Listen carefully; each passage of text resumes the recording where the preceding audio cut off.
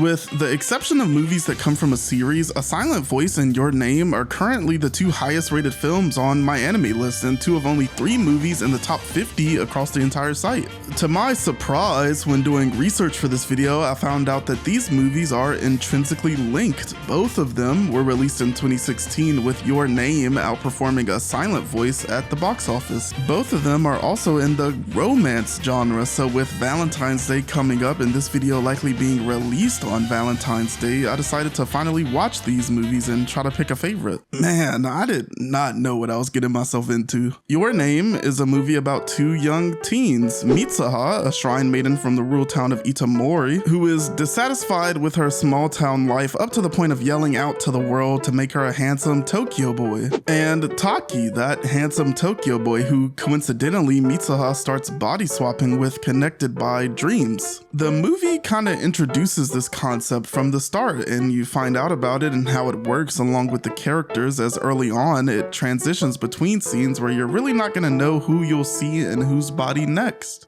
Silent Voice also has a dreamlike opening. The soundtrack is ethereal and there's no dialogue as we see the main character Shoya rip days off his calendar, sell all his belongings, and leave money behind for his loved ones. Shoya wants to kill himself.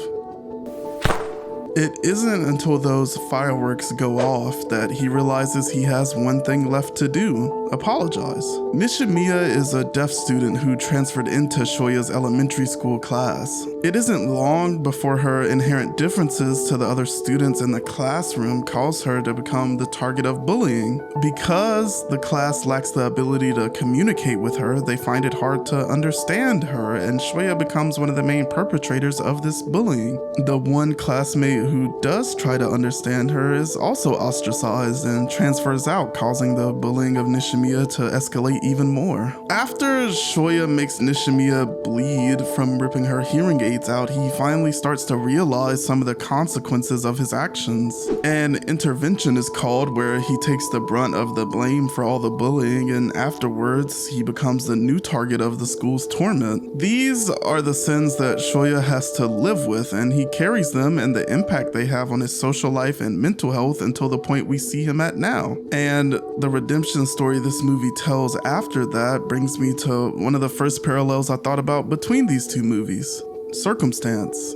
In A Silent Voice, the characters' situations and the events that play out in the film happen as a direct consequence of their previous actions and lack of connection. The realistic depictions of Shoya's depression and anxiety are a direct result of how he felt about his own actions and the isolation and solitude that he had to go through because of those actions. Even though Shoya blames himself entirely for what happens, and I'm certainly not defending his cruel behavior, one of the best parts about this movie is that they didn't ignore the nuances of his situation. The entire classroom environment was toxic. The school was unequipped to handle Nishimiya's disability, and some of the malice she receives is because of the students feeling overburdened to help her. The teacher was nonchalant about the bullying and never really takes the time to promote empathy and understanding in his classroom from what we see either. Some of my favorite subtle details are in Shoya's body language in these scenes. When a different teacher starts to introduce sign language to the class, Shoya seems to take an interest in it until being peer pressured away from it. During the intervention, he was just about to raise his hands and take responsibility for what he'd done after finally realizing all of the pain that he caused Nishimiya, but he got singled out a little too early. These are signs of compassion and courage that make you think about how differently the story could have played out if the circumstances were different. In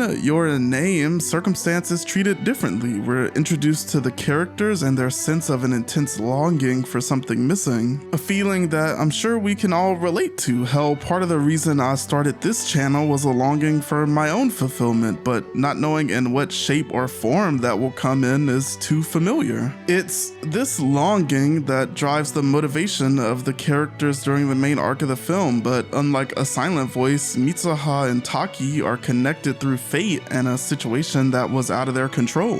We see multiple times the red thread of fate that links Mitsuha and Taki together, a common Japanese trope, and while Mitsuha may have influenced the body swapping with her desire to become a handsome Tokyo boy, it's something that had been passed down through generations of her family. However, being thrust into this unfamiliar situation that they can only experience together makes them closer. After all, when you can understand someone's environment, when you can understand their family and what they have to experience, it can give you a profound comprehension of a person. The saying, walk a mile in someone else's shoes, exists for a reason, and here it's pretty literal. It leaves such an impression on Taki that even after his memories of it fade and the swapping had stopped for years, he still had that longing for something, leading him to go back to Itomori and eventually find out that he and Mitsuha were swapping not only bodies but also across time, and Mitsuha died in a tragic asteroid collision years before he ever made the trip. Overcome with regret, he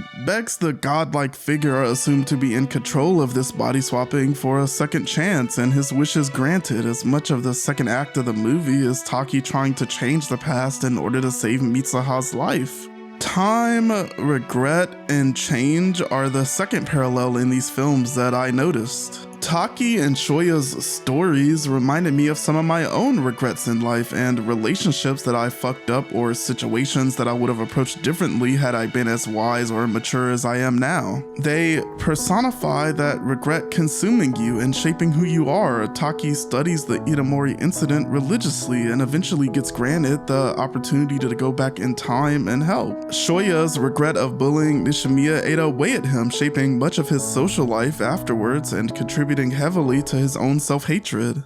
Silent Voice asked the question of, do we deserve to be forgiven, or are we even allowed to ask? Something that I personally struggled with for a while. I always sought after this feeling of closure when something bad happened to me, asking myself why, or at least what can I learn or take away from it. But Silent Voice tells this really beautiful message that I had to learn the hard way, not being able to control whether other people will forgive us or see that we're changing. All we can do is take those past experiences, that pain, that regret, and use them to try and change ourselves for the better and help create new, positive experiences for others.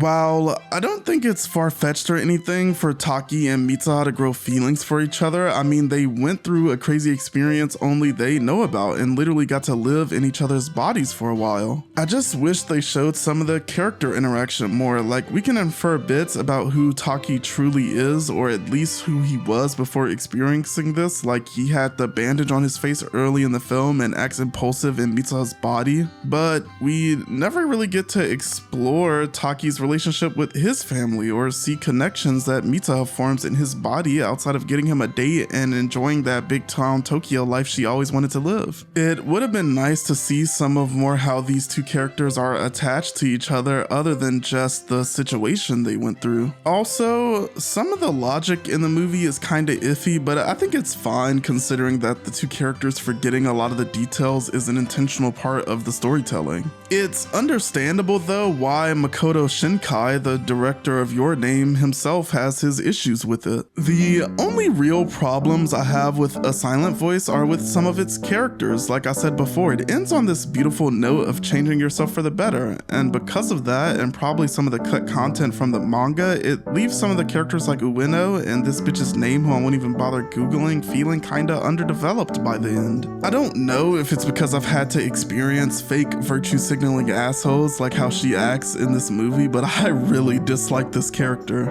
I'm a dickhead though. I don't think any of these flaws really detract from what these movies are trying to do, and I didn't really think about them much in the moment while I was watching these movies. These are both beautifully animated movies with great soundtracks that tell heart-wrenching stories. I mean, seriously, some of the spectacle in Your Name is insane, and it holds up incredibly well 7 years later. I watched both of these movies back to back, and both of them made me cry. And it took a while before I could really get detached from them, how they made me feel and what they made me think about before I could really give my true thoughts. If you put a gun to my head and forced me to choose, I would probably say A Silent Voice is the better movie. I found its more grounded setting and tone to add more weight to it, but both of these movies really don't deserve to be compared to each other. I think both of these movies are worth watching, and with today being Valentine's Day, if you have someone to watch it with, whether it be some Discord buddies or a significant other, I'd suggest it.